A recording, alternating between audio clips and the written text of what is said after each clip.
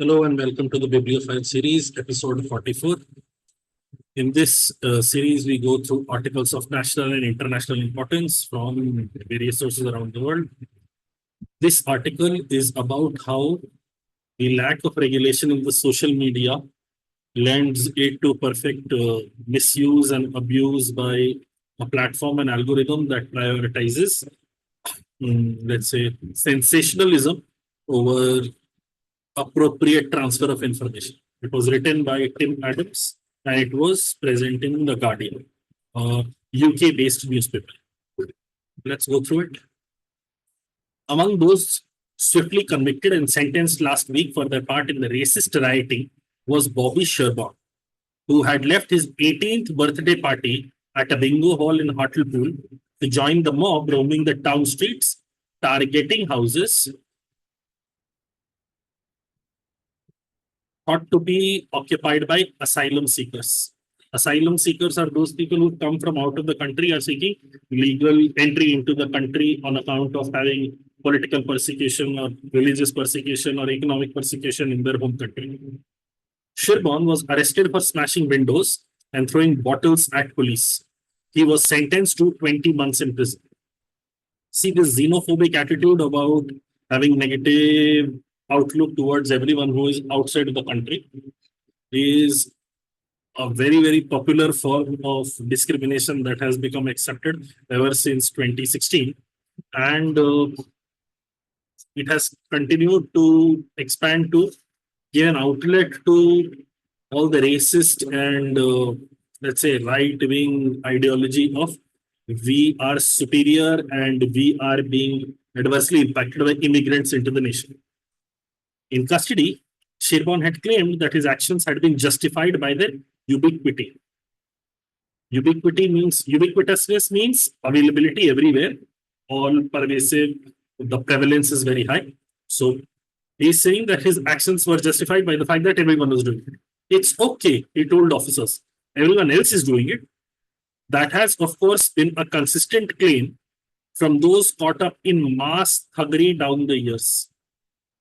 But for many of the hundreds of people now facing significant prison sentences, the defense has a sharper resonance. This defense, that everyone else is doing it, this defense has a sharper resonance. It aligns with their worldview even more. It is in line with what they think is happening around the world. Sherborne was distracted from his birthday celebrations by alerts on his social media. Some of this was perhaps disinformation about the tragic events in Southport, but attached and embedded in that would have been the snippets and clips of videos that quickly became the contextless catalyst of spreading violence. Now, what happened in Southport was there was a knife killing of 3 young girls, and there was huge misinformation campaign stating that it was by some undocumented immigrant who killed these 3 girls. So there was an uprising, there were lots of riots, there were mobs targeting immigrants, all those sorts of things are happening. And perhaps that is what led to Sherborne doing what he did, smashing windows, throwing bottles at police, and so on. Anyone with a phone will probably have viewed those clips with mounting horror last week. The video of racists stopping cars at makeshift checkpoints in Middlesbrough, of the lone black man being set upon in a park in Manchester, of the drinker outside a pub in Birmingham, assaulted by a gang intent on retribution. Basically, see, his defense was everyone is doing it, and they are recounting the list of instances where everyone else is indeed doing it. Racists stopping cars, then black man being set upon in a park in Manchester, a drinker outside Birmingham pub being assaulted by a gang. Visceral evidence of violence, a real-time sense of barbarity, suddenly normalized. It has become common. It is not viewed as something exceptional. It is viewed as yes, everyone is doing it. It is fine. Is for some the essential spark to get out on the streets. It is the trigger that enables them to engage in whatever they are doing. Everyone else is doing it. In that sense, most of us now carry the triggers for Kristallnacht in our pockets. See, I did a little research on Kristallnacht. This was Kristallnacht, or the Night of the Broken Windows. This was the beginning of the Nazis going out into the street, breaking windows of communities that were said to be Jewish, and then ripping people out of their homes and sending them to concentration camps. This was the beginning of that. Kristallnacht is Night of Broken Windows. In the course of the last week, I read through that quaint document from another era, the many pages of BBC's rigorous guidelines on the depiction of violence. BBC is British Broadcasting British Broadcasting Company, the official, as a national newscaster for the British state. And they have a list, they have a document that outlines the guidelines that are to be used for depiction of violence. It is worth reminding ourselves of what, for our national broadcaster, is allowable. When real life violence is shown, the guidelines state, we need to strike a balance between the demands of accuracy and the dangers of causing unjustified distress. Essentially, you have to provide context along with the videos. Without context, those videos alone could be inflammatory, could be misleading, could be inaccurate. So you have to provide context. Also, you have to be circumspect in what is allowed, what is not allowed. Particular editorial care must be taken with violence that may reflect personal experience. For example, domestic violence, pub brawls, football hooliganism, and we must ensure that verbal or physical violence that is easily imitable by children is not broadcast in pre-watershed programs. Now, pre-watershed means, see, after 9 p.m., the programs that are run after 9 p.m., they are called watershed programs, and prior to 9 p.m., even if their runtime extends into up to and after 9 p.m., they're still called pre-watershed programs because they are seemingly more accessible to children. You can only show violent imagery and violent depiction in programs that are watershed, not in pre-watershed programs. You cannot show violence. Okay. There is no watershed. There is no there is no threshold, of course, on social media. There is no 9 p.m. curfew, 9 p.m. deadline after which they will show violence. They can do it at any time. Or any efforts in the search of anonymous clicks to strike balances between accuracy and distress. BBC, the national broadcaster, has certain guidelines for depiction of violence, but such guidelines are missing when it comes to social media.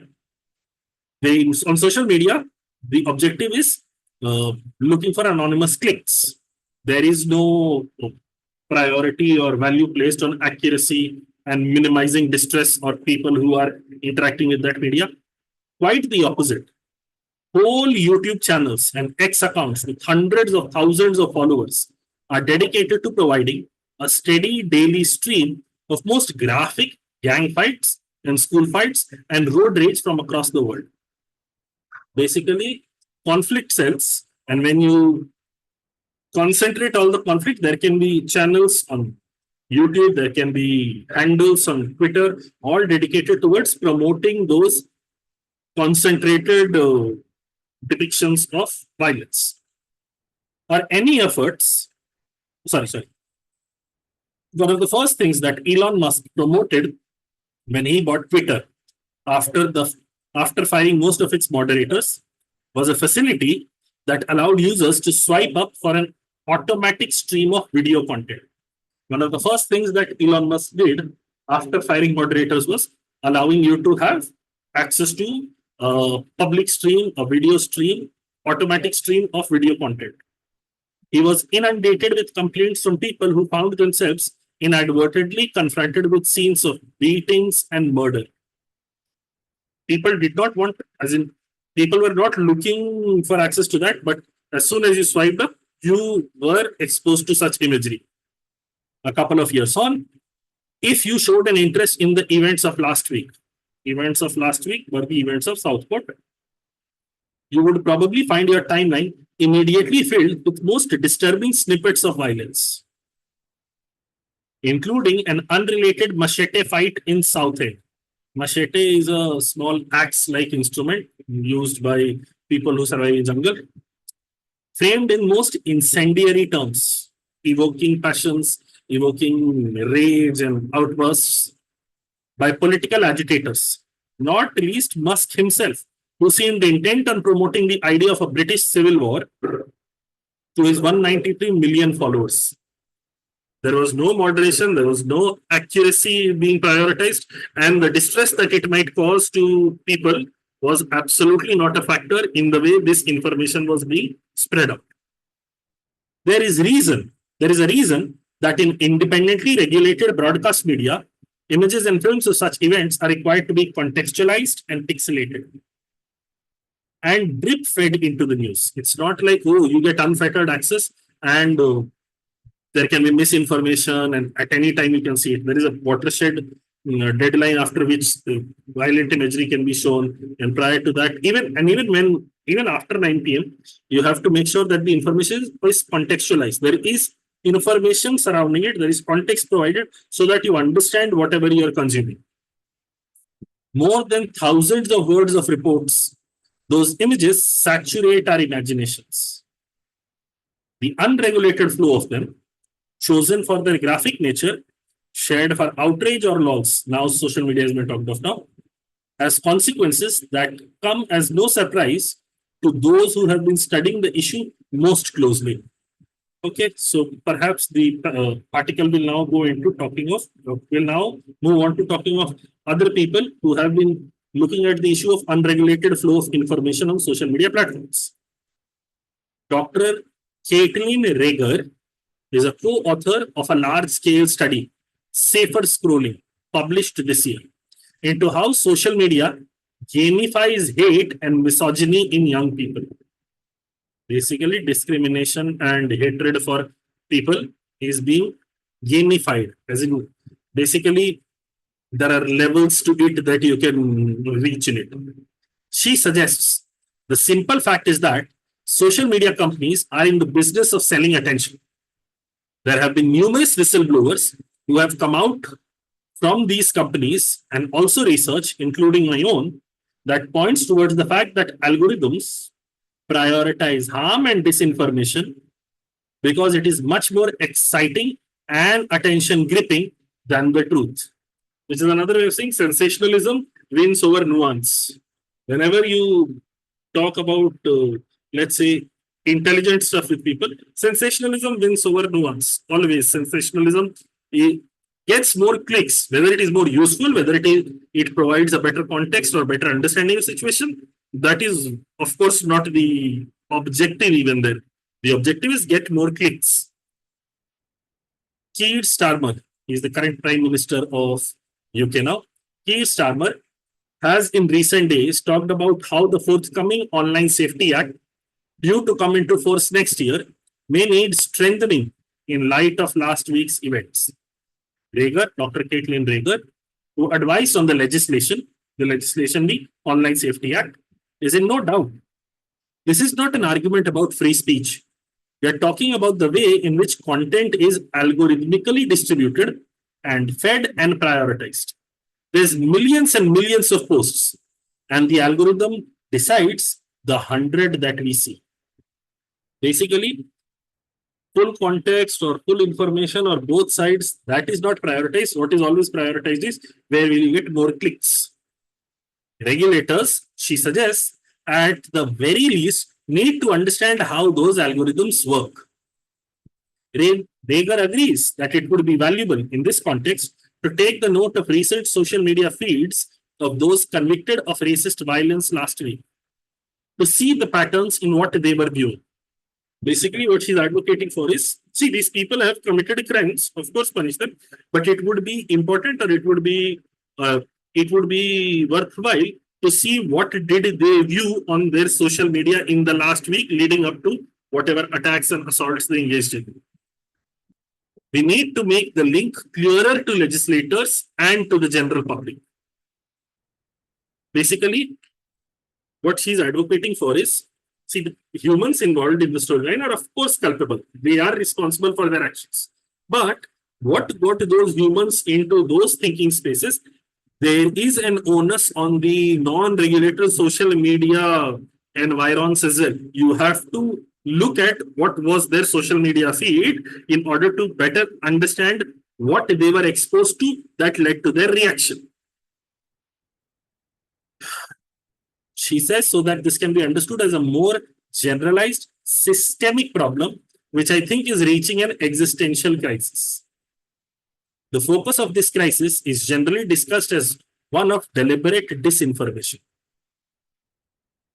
Research suggests that this neglects a critical component, the way in which that disinformation is routinely attached to the most graphic video content. Usually, the thing that leads to wrong interpretation or misinformation is simply snippets of non-contextualized or wrong information associated with most graphic content. But an added parameter that has been introduced is the way that information is attached or the way in which the disinformation talks of the issue at hand. For the past 7 years, Shakuntala Banerjee, professor of media culture and social change at the London School of Economics, has worked with researchers studying the ways that the sharing of short form video clips has been a contributing factor in racial violence, lynching, and pogroms across the world. Pogroms is again ethnic cleansing, related to ethnic cleansing. Shakuntala Banerjee has been researching this field, how racial violence has risen on account of short form video clips that have been shared on social media. We watch a lot of TikToks, Banerjee says. We've watched a lot of Instagram reels. And we've all had to go into therapy after. It is absolutely degrading and repulsive. Essentially, what is being stated is all these social media platforms are prioritizing sensationalism over context and accuracy of information. The group collects and studies the effects of thousands of video clips of the kind that were spread last week. Vicious tweet attacks with very little contextualization, or with contextualization which is deliberately false. The work has produced some surprising facts. One is that the audience most susceptible to this content is not teenagers and young adults, but middle class, middle aged viewers. And this, in the Indian context, also perhaps you can understand, the staunchest supporters of political ideologies are not the young who we would expect to come across weirdest social media posts, but middle-aged people, the fathers and mothers of young people, they get hardlined very, very quickly. And that is true for the audience in UK as well. The deliberate narrowness of political context is critical. Deliberate narrowness of political context. Basically, when you frame an issue in a particular way, depending, regardless of the events, regardless of the truthfulness of the event that happened, depending on what side you present it as, it will come across valid for that side. You will see a lot of YouTube videos of debates between political figures. One side will say this guy won and he absolutely shut down the other side. And then you go to the other side of the spectrum, you'll say, no, the person this person has definitely won. He shuts down the nonsense from this. There was a recent debate between Mehdi Hassan of Zateo and a very famous atheist from UK, I think. I forget his name. The debate was very, very informative. And once you looked at the debate, then you realized, okay, one side had absolutely no points and one side had wonderful points. And one side had wonderful points. Then the Assam made a lot of sense there. But when you looked at the review of the debate, so this person shut down Mehdi Hassan entirely. He proved that Mehdi Hassan is a paid puppet for Iran. Where there was no contextualization, they simply took snippets out of context and made bold claims. But when you look at the entire debate, which I would highly recommend if you can somehow get to that point, if you have that freedom and you have some prior knowledge, read, even if you don't have knowledge, go listen to that debate. It is wonderfully placed. Anyway, so the deliberate narrowness of the political context is critical. Which side is propagating their propaganda to you? is critical in you interpreting whatever video content you are consuming. What was really, really interesting to us was that in some countries where there was some kind of graphic, or there was the same kind of graphic content circulating, but it didn't result in street violence. Banaji says the key component in the places where racist violence occurred, she suggests, was the political framing of the material. In India, in Myanmar, in Bolsonaro's Brazil, another right wing leader who's come to power in Brazil, and in the UK after Brexit, where we saw a massive increase in Islamophobic attacks. The crucial difference was not the position that the government took in trying to regulate the internet, but in its tone towards the groups that were being targeted. Tone, basically how you frame it, whether these immigrants or these Islamists or these particular religious group, they are the reason for all the ills in our life, they are causing pain and trouble. Absolutely, absolutely true. If you look at people around you, the more tempered, mild mannered, and understanding, nuanced folk understand there is no absolute extremist uh, view that works. You usually have to look at both sides of the issue and get to a nuanced understanding rather than simply taking either you're with us or against us. Anyway, Banaji's research concludes that there is a sort of triangle in what makes this so dangerous. Only part of it is the content of the media. Only part of it is the content of the media. Content is just one part. As important is, first, how the violence is captioned, the words surrounding it, and edited. And second, what is the mainstream media and politicians are saying about that content, tacitly or explicitly. So there are three parts to it: content of the media, how is it captioned and edited, and how the mainstream media and the politicians are talking about it. In these terms, she believes the attempt to police these platforms, particularly by political figures who also seek to use them to stoke division, can only ever be counterproductive. So Banaji's point of view is, while moderation would be a good thing for social media platforms, but if the politicians are the one making the decision and they are utilizing these platforms to stoke division to further their own petty agendas, the entire exercise would be pointless. It would be counterproductive. Fully independent regulation, allied with political rhetoric that refuses racism and incendiary commentary, slowly takes power from the algorithms, she believes. Okay, Rieger agrees that such changes cannot come soon enough. Dr. Caitlin Rieger agrees with the idea that Banaji has stated. Almost everything else we consume, including terrestrial TV and legitimate journalism and food and drugs and medications, are regulated. Yet, social media remains an unregulated space. I think we hide behind this idea that the technology is still new, that we are still working it out. But the World Wide Web launched 30 years ago. In fact, it launched more than 30 years ago. It is closer to 35 years now. In India, it has already become 30 years. So it is definitely more than 30 years ago now.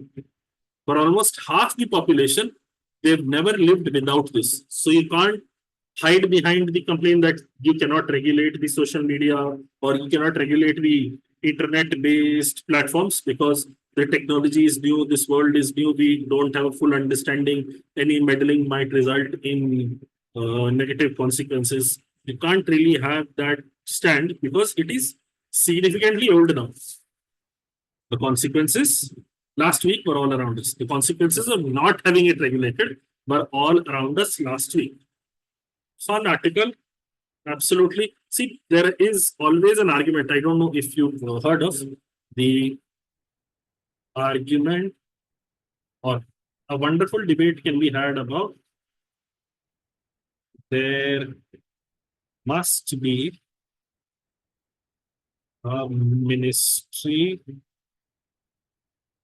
of truth or accuracy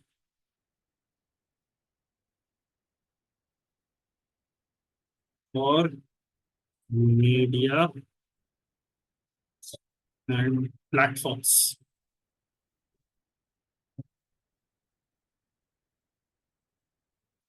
There must be a ministry of truth or accuracy for media, for social media, for platform, for television media. Basically, even on television, perhaps you would realize there are agendas that are being peddled. Journalists are no longer seeking out the truth; they are seeking out the story that benefits their side.